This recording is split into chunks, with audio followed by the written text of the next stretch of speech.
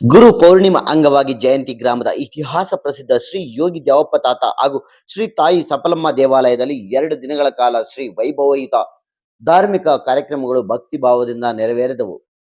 ಕೋಟಳ್ಳಿ ಗ್ರಾಮದ ಆನಂದ್ ಕುಮಾರ್ ಅವರ ನೇತೃತ್ವದಲ್ಲಿ ದೇವರಿಗೆ ವಿಶೇಷ ಅಭಿಷೇಕ, ಪ್ರತ್ಯಂಗಿರ ಹೋಮ ಹಾಗೂ ವಿವಿಧ ಪೂಜಾ ವಿಧಿವಿಧಾನಗಳನ್ನು ಶ್ರದ್ಧಾ ಭಕ್ತಿಯಿಂದ ನಡೆಸಲಾಯಿತು. ಮಂಗಳವಾರ ಮತ್ತು ಬುಧವಾರ ನಡೆದ ವಿಶೇಷ ಪೂಜೆ ಹಾಗೂ ಹೋಮಗಳಲ್ಲಿ ನೂರಾರು ಭಕ್ತರು ಭಾಗವಹಿಸಿ ದೇವರ ಕೃಪೆಗೆ ಪಾತ್ರರಾದರು. ಗುರು ಪೌರ್ಣಿಮಾ ಪ್ರಯುಕ್ತ ಆಯೋಜಿಸಿದ ಕಾರ್ಯಕ್ರಮದಲ್ಲಿ ಭಕ್ತರಿಂದ ಭಕ್ತಿ ಗೀತೆಗಳು ಗಾಯನ ನಡೆಯಿತು. ಹೋಮದ ಪೂರ್ಣಾಹುತಿ ಬಳಿಕ ಮಹಾಮಂಗಳಾರತಿ ನೆರವೇರಿಸಿ ಆಗಮಿಸಿದ್ದ ಸಾವಿರಾರು ಭಕ್ತರಿಗೆ ತೀರ್ಥ ಹಾಗೂ ಪ್ರಸಾದ ವಿತರಿಸಲಾಯಿತು.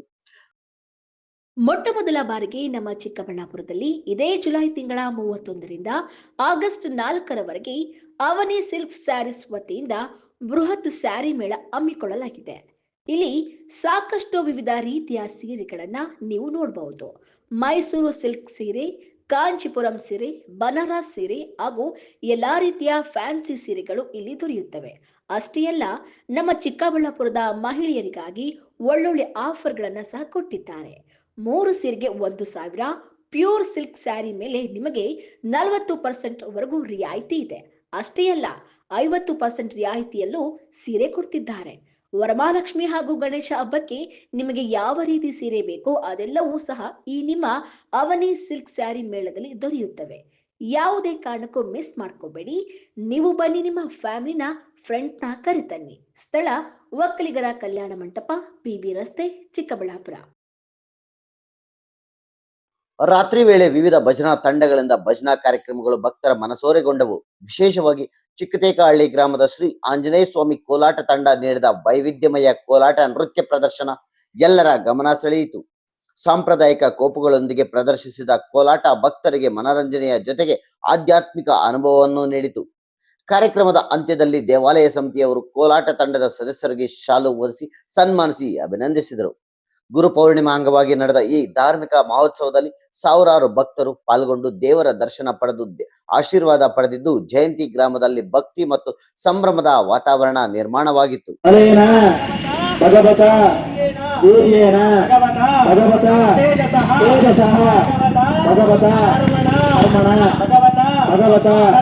कर्म करिष्यामि भगवान पवित्रो वासुदेवो पवित्रो तत्पादो पवित्रो तत्पादो पवित्रो ओम तत्सदो वाचा मनस्सु इंद्रिय बुद्धि एर्वा नाभ प्रकृति स्वभाव करोमि यच्छतु सकलं परस्मै सर्वं श्री कृष्णार्पण अस्तु.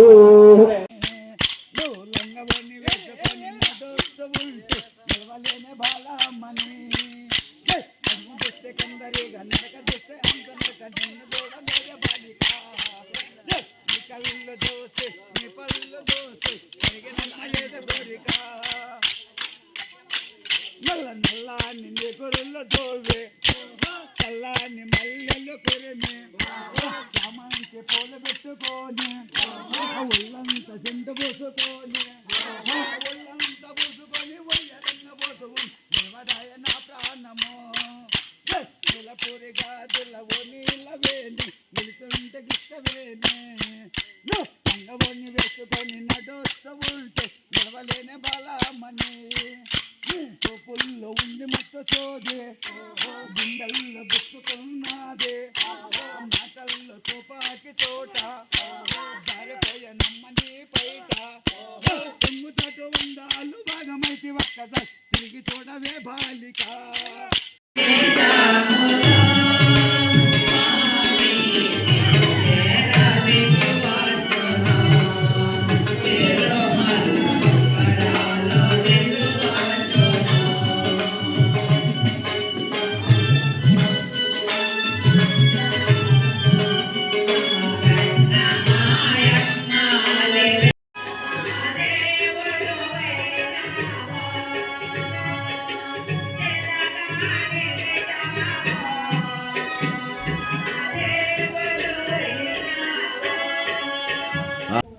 ಶ್ರೀ ಯೋಗಿ ಪಶುಕಷ್ಟ ನಿವಾರಣಾ ಯೋಗೇಂದ್ರ ವರ್ಯ ದೇವಪತಾತನವರು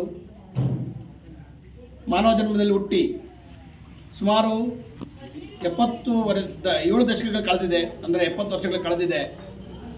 ನಾವು ಸಹ ಸುಮಾರು ಅವರದೇ ಊರಲ್ಲಿ ಹುಟ್ಟಿ ದೇಶವನ್ನು ಸುತ್ತಿದ್ದೀವಿ. ಭಾರತ ದೇಶದ ಮೂಲೆ ಮೂಲೆಯನ್ನು ಸುತ್ತಿದ್ದೀವಿ. ಇಂಥ ಒಂದು ಪುಣ್ಯಸ್ಥಳ ನಮ್ಮೆಲ್ಲೂ ಇಲ್ಲ.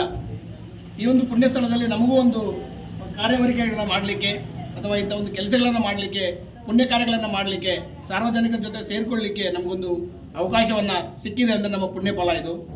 ನಮ್ಮ ಜೊತೆ ಸುಮಾರು ಹಲವಾರು ಸಾರ್ವಜನಿಕರು ಸಹ ಸೇರಿಕೊಂಡು ಈ ಒಂದು ಗುರುಪೌರ್ಣಮಿ ವರ್ಷ ಇದು 10ನೇ ವರ್ಷದ ಗುರುಪೌರ್ಣಮಿ ಕಾರ್ಯಕ್ರಮವನ್ನು ಪ್ರತಿ ವರ್ಷ ಒಂದು ದಿನ ಮಾಡ್ತಾಯಿದ್ವಿ.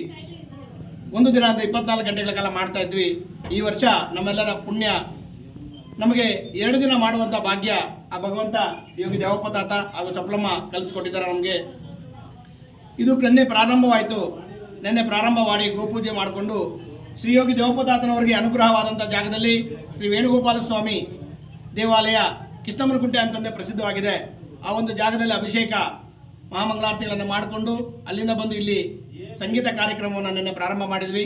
ನಿನ್ನೆ ಪ್ರಾರಂಭ ಮಾಡಿಕೊಂಡು ನಿನ್ನೆ ಸಂಗೀತ ಕಾರ್ಯಕ್ರಮ ಮುಗಿಸಿ ರಾತ್ರಿ ಶ್ರೀ ಯೋಗಿ ದೇವಪ್ಪ ತಾತನವರ ಜೀವನ ಚರಿತ್ರ ಹರಿಕಥೆ ಕಾರ್ಯಕ್ರಮವನ್ನು ನಮ್ಮದೇ ತಾಲೂಕಿನ ಶಿವಶಂಕರ್ ದಾಸರು ಭಾಳಷ್ಟು ಶ್ರಮ ವಹಿಸಿ, ಅವರ ಜೊತೆ ಹಲವಾರು ಕಲಾವಿದರು ಸಹ ಶ್ರಮ ವಹಿಸಿ ಸುಮಾರು 3-4 ತಿಂಗಳಿಂದ ಅದರ ಒಂದು ಹಿನ್ನೆಲೆ ಕೆಲಸವನ್ನು ಮಾಡಿಕೊಂಡು ಸಂಪೂರ್ಣ ತಾತನವರ ಜೀವನ ಚರಿತ್ರೆಯನ್ನು ರಾತ್ರಿ ಸುಮಾರು 10 ಗಂಟೆಗೆ ಪ್ರಾರಂಭ ಮಾಡಿ ಬೆಳಗ್ಗೆ 5 ಗಂಟೆಗೆ ಮಹಾಮಂಗಳಾರತಿಯನ್ನು ಮಾಡಿ ಸಂಪೂರ್ಣ ತಾತ ಹೇಗೆ ಬೆಳೆದ, ಹೇಗೆ ಹುಟ್ಟಿದ, ಹೇಗೆ ಬೆಳೆದ, ತದನಂತರ ಅವರ ಒಂದು ಸಮಾಧಿ ಹೇಗಾಯಿತು, ಆ ಸಮಾಧಿಯಿಂದ ಏನೆಲ್ಲ ಎಷ್ಟು ಜನಕ್ಕೆ ಏನೆಲ್ಲ ಅನುಕೂಲಗಳಾಗಿದೆ, ಅವರ ಒಂದು ಜೀವನದ ಹಿನ್ನೆಲೆ ಏನು, ಅವರು ನನಗೆ ಸ್ವಲ್ಪ ದೇಶಕ್ಕೆ ಸರ್ವಸ್ವ ಅನ್ನುವಂಥ ಒಂದು ವ್ಯಾಖ್ಯಾನದೊಂದಿಗೆ ದೇಶವನ್ನು ನೋಡಿಕೊಂಡು ಸುಮಾರು ಕರ್ನಾಟಕದ ಹಲವಾರು ಭಾಗಗಳಲ್ಲಿ ಗೋಪಾಲಕರಾಗಿ ಗೋಗೆ ರಕ್ಷಣೆ ಮಾಡಿಕೊಂಡು ಬಂದಿರ್ತಾರೆ. ಅವರ ಒಂದು ಕಾರ್ಯವನ್ನು ನಾವು ನಿನ್ನೆ ಮುಗಿಸಿದ್ದೀವಿ. ಇವತ್ತು ಬೆಳಗ್ಗೆಯಿಂದ ತಾತನವರಿಗೆ ಫಲಪಂಚಾಮೃತ ಅಭಿಷೇಕ, ಸಪ್ಲಮ್ಮನವರಿಗೆ ಫಲಪಂಚಾಮೃತ ಅಭಿಷೇಕ, ತದನಂತರ ಸಪ್ಲಮ್ಮನವರಿಗೆ ಇಂದು ಹಾಗೂ ದೇವಪ್ಪ ತಾತನವರ ಸನ್ನಿಧಿಯಲ್ಲಿ ನಾವು ಗಣಪತಿ ಹೋಮ, ನವಗ್ರಹ ಹೋಮ ಹಾಗೂ ಪ್ರತ್ಯಂಗಿರಿ ಹೋಮವನ್ನು ಮಾಡಿಕೊಂಡು ಸಾರ್ವಜನಿಕವಾಗಿ ಸಾಮೂಹಿಕ ಪ್ರತ್ಯಂಗಿರಿ ಹೋಮವನ್ನು ಮುಗಿಸಿದ್ದೀವಿ. ಇನ್ನು ನಂತರ ನಮ್ಮ ಒಂದು ಕಾರ್ಯಕ್ರಮ ಇದೆ. ಇಲ್ಲಿ ಶ್ರೀ ಸಫಲಮ್ಮನವರ ಮೂರ್ತಿ ಹಾಗೂ ಶ್ರೀ ಯೋಗಿ ದೇವಪ್ಪ ತಾತನವರ ಮೂರ್ತಿಯ ವಾದ್ಯಗೋಷ್ಠಿಯೊಂದಿಗೆ ಮೆರವಣಿಗೆ ಕಾರ್ಯಕ್ರಮ ಇದೆ. ಮೆರವಣಿಗೆ ನಂತರ ಇಂದು ರಾತ್ರಿ ಸುಮಾರು 9 ಗಂಟೆಗೆ ಸುತ್ತಮುತ್ತಲ ಗುರು ಹಿರಿಯರು, ಗುರು ಭಕ್ತರು, ದಾಸರು ಹಾಗೂ ಭಜನೆ ಮಂಡಳಿಯಿಂದ ಭಜನೆ ಕಾರ್ಯಕ್ರಮದ ಜೊತೆಗೆ ನಾವು ಗುರುಪೂಜೆ ಕಾರ್ಯಕ್ರಮವನ್ನು ಹಮ್ಮಿಕೊಂಡಿದ್ದೀವಿ. ಗುರುಪೂಜೆ ಕಾರ್ಯಕ್ರಮದಲ್ಲಿ ಹಲವಾರು ಸಾರ್ವಜನಿಕರು ಒಂದು ಭಾಗವಹಿಸಿದ್ದಾರೆ. ಆ ಸಾರ್ವಜನಿಕರು ಎಲ್ರಿಗೂ ಸಹ ಆ ಭಗವಂತ ಒಳ್ಳೆಯದನ್ನು ಮಾಡಲಿ, ಆ ಸಪ್ಲಮ್ಮ ತಾಯಿ ಒಳ್ಳೆಯದನ್ನು ಮಾಡಲಿ, ಗುರುಪೂಜೆಯಲ್ಲಿ ಪಾಲ್ಗೊಳ್ಳಲಿಕ್ಕೆ ಎಲ್ಲ ಅವಕಾಶಗಳನ್ನು ಕೊಡಲಿ. ಅದೇ ರೀತಿಯಾಗಿ ನಾಳೆ ಬೆಳಗ್ಗೆ ನಾವು ಮಹಾಮಂಗಳಾರತಿಯನ್ನು ಮಾಡಿ ಪೂರ್ಣ ಗುರುಪೂರ್ಣಿಮಾ ಕಾರ್ಯಕ್ರಮವನ್ನು ನಾಳೆ ಬೆಳಗ್ಗೆಗೆ ಮಹಾಮಂಗಳಾರತಿ ಮೂಲಕವಾಗಿ ಮುಕ್ತಾಯನ ಮಾಡ್ತಾ ಇದ್ದೀವಿ. ಬಂದಂಥ ಎಲ್ಲ ಇದು ನನ್ನ ದಾಸೋಹದ ಸ್ಥಳ ಅಂತ ಹೇಳ್ಬೋದು. ಸುಮಾರು ಹಲವಾರು ದಶಕಗಳಿಂದ ಇಲ್ಲಿ ಒಂದು ಅನ್ನದಾಸೋಹ ಕಾರ್ಯಕ್ರಮವನ್ನು ಹಲವಾರು ಸಾರ್ವಜನಿಕರ ಸಮ್ಮತಿನೊಂದಿಗೆ ಮಾಡ್ಕೊಂಡು ಬಂದಿರ್ತೀವಿ. ಈ ಅನ್ನದಾಸೋಹ ಕಾರ್ಯಕ್ರಮದಲ್ಲಿ ಇವರು ಸಹ ಮಂಜಕ್ಕ ಅಂತ ಇಬ್ಬರು ಸುಮಾರು ಬೆಳಗ್ಗೆ ಬಂದರೆ ಸಾಯಂಕಾಲದವರೆಗೂ ಯಾರಾದರೂ ಬರಲಿ, ಅವರಿಗೆ ಅನ್ನಕ್ಕೆ ಕೊರತೆ ಆಗಬಾರ್ದು. ಹೊಟ್ಟೆ ಇಸ್ಕೊಂಡ್ಬಂದರೆ ಅವ್ರ ಕೈಲಿ ಏನಾಗುತ್ತೋ ಅದು, ಕೊನೆ ಪಕ್ಷ ಎಲ್ಲ ಊಟ ಇಲ್ಲಿ ಖಾಲಿ ಆಗಿದೆ ಅಂದರೆ ಖಾಲಿ ಆದಂಥ ಟೈಮಲ್ಲಿ ಬಂದು ಒಂದು ಬಾಳೆಹಣ್ಣು ಆದ ದೇವಸ್ಥಾನದಿಂದ ತಂದು ಕೊಟ್ಟುವಂಥ ಕೆಲಸವಂಥ ಅನ್ನದಾತರು. ಇಲ್ಲಿಗೆ ಅಕ್ಕಿ ಇರ್ಬೋದು, ಬೇಳೆ ಇರ್ಬೋದು, ತರಕಾರಿಗಳಿರ್ಬೋದು, ನಾವು ಕೇಳಿದ್ದೀವಿ, ನೋಡಿದ್ದೀವಿ. ಸುಮಾರು ವರ್ಷಗಳಿಂದ ನಮ್ಮ ಕಣ್ಣಿಗೆ ಕಾಣದ ತರಕಾರಿ ಬರ್ತಾ ಇತ್ತು ಕರೋನಾಗಿಂತ ಮುಂಚೆ. ಕರೋನಾ ಆದಮೇಲೆ ಕಡಿಮೆ ಆಗಿದೆ ಸ್ವಲ್ಪ ತರಕಾರಿ ಬರುವಂಥದ್ದು. ಕೆಲವೊಂದು ತರಕಾರಿಗಳನ್ನು ನಾವೇ ತರ್ತೀವಿ, ಅಂದರೆ ನಮ್ಮ ಭಕ್ತ ಮಂಡಳಿಯವರೇ ತರ್ತಾರೆ. ತಂದು ಅನ್ನದಾಸೋಹವನ್ನು ನಡೆಸ್ಕೊಂಡು ಬರ್ತಾ ಇದ್ದಾರೆ. ಈ ಮುದ್ದೆ ಮತ್ತು ಕಾಳುಳಿ ತಾತನವರಿಗೆ ಪ್ರಿಯವಾದಂಥ ಭಕ್ಷ್ಯ ಭೋಜನ. ಅವರು ತನ್ನ ಒಂದು ಜೀವನೋಪಾಯ ದನ ಮೇಯಿಸಬೇಕಾದ್ರೆ, ದನಕರುಗಳನ್ನು ಸುತ್ತಮುತ್ತಲು ಮೇಯಿಸಬೇಕಾದ್ರೆ ಮನೆಯಿಂದ ಮುದ್ದೆಗಳನ್ನು ಕಟ್ಕೊಂಡ್ಬಂದು ನೀರಿನ ಕುಂಟೆಗಳಿರ್ಬೋದು, ಗಿಡಗಳಿರ್ಬೋದು, ಇಂಥದ್ದನ್ನೆಲ್ಲ ನೆಡಬೇಕಾದ್ರೆ ತನ್ನ ಸಹಪಾಠಿಗಳಾದಂಥ ದನ ಕಾಯುವಂಥ ಭಕ್ತರಿಗೆ ಮುದ್ದೆ ಕೊಡೋದು, ತನ್ನಲ್ಲಿ ಏನೋ ಒಂದು ಕಾಸು ಎರಡು ಕಾಸು ಹಣ ಇದ್ದರೆ ಹಣವನ್ನು ಕೊಟ್ಟು ಕುಂಟೆಗಳನ್ನು ಮಾಡಿಸುವಂಥ ಕೆಲಸ ಕಾರ್ಯಗಳನ್ನು ಮಾಡ್ತಾಯಿದ್ರು. ಅವರು ಮರಗಳನ್ನು ನೆಡ್ತಾಯಿದ್ರು. ಮರ ಎಂಥ ಮರ ನೆಡ್ತಾಯಿದ್ರು ಅಂದರೆ ನೇರಳೆ ಮರ, ಹತ್ತಿ ಮರ, ಆಲದ ಮರ, ಈ ಥರ ಹಣ್ಣು ಮತ್ತು ನೆರಳನ್ನು ಕೊಡುವಂಥ ಮರಗಳನ್ನೇ ಬೆಳೆಸ್ತಾಯಿದ್ರು. ಹುಲ್ಲುಗಾವಲನ್ನು ನೋಡ್ಕೊತಾ ಇದ್ರು ಚೆನ್ನಾಗಿ. ಈ ಥರ ಒಂದು ಪುಣ್ಯ ಕಾರ್ಯಗಳನ್ನು ಮಾಡ್ಕೊಂಡ್ಬಂದಂಥ ಭಕ್ತ ಇವತ್ತು ಅನ್ನದಾಸೋಹಿ. ಸಾಲದಿದ್ದಕ್ಕೆ ಎಷ್ಟೋ ಜನ ಹೆಣ್ಣು ಮಕ್ಕಳ ಒಂದು ಕಾಯಿಲೆಗಳನ್ನು ವಾಸಿ ಮಾಡಿರುವಂಥ ಭಕ್ತ. ಯಾವುದೇ ದನ ಕರುಗಳಿಗೆ ಏನೇ ತೊಂದರೆ ಆದರೆ ಇಲ್ಲಿ ಅವರ ಒಂದು ಸಮಾಧಿಯ ಮೇಲೆ ಉಪ್ಪು ಮತ್ತು ಸಾಂಬ್ರಾಣಿಯನ್ನು ಇಟ್ಕೊಂಡು ಹೋದರೆ ಸಾಕು, ಒಂದು ಕುಂಕುಮ ಇಟ್ಟರೆ ಸಾಕು, ಆ ಒಂದು ಎಲ್ಲ ಕಾರ್ಯಗಳು ನಡೆಕೊಂಡಿರುವಂಥ ಎಷ್ಟೋ ನಿದರ್ಶನಗಳು ನಾನು ಕಣ್ಣಾರೆ ನೋಡಿದ್ದೇನೆ, ಕೇಳಿದ್ದೀನಿ ಸಹ. ನಾನು ಒಬ್ಬ ಕುರಿ ಕಾಯ್ತಾ ಇದ್ದಂಥ ವ್ಯಕ್ತಿ, ಇಲ್ಲಿ ಹಸು ಕುರಿಗಳನ್ನು ಕಾಯ್ತಾ ಇದ್ದಂಥ ವ್ಯಕ್ತಿ. ಅವತ್ತು ದಿವಸದಿಂದ ನಾನು ನೋಡ್ಕೊಂಡು ಬಂದಿದ್ದೆ. ಇವತ್ತು ನನಗೆ ಈ ಒಂದು ಋಣ ತೀರಿಸ್ಕೊಳ್ಳುವಂಥ ಒಂದು ಭಕ್ತಿನ ನಮ್ಮೆಲ್ಲರ ಜೊತೆ, ಸುಮಾರು ಹಲವಾರು ಸಾರ್ವಜನಿಕರ ಜೊತೆ ಇದೊಂದು ಕೆಲವು ಒಳ್ಳೆಯ ಕಾರ್ಯಗಳನ್ನು ಮಾಡುವಂಥ ಒಂದು ಶಕ್ತಿಯನ್ನು ಆ ಭಗವಂತ ಕೊಟ್ಟಿದ್ದಾನೆ. ಇದಕ್ಕೆ ತುಂಬ ಧನ್ಯವಾದಗಳನ್ನು ಅರ್ಪಿಸ್ತೇವೆ ನಾವು.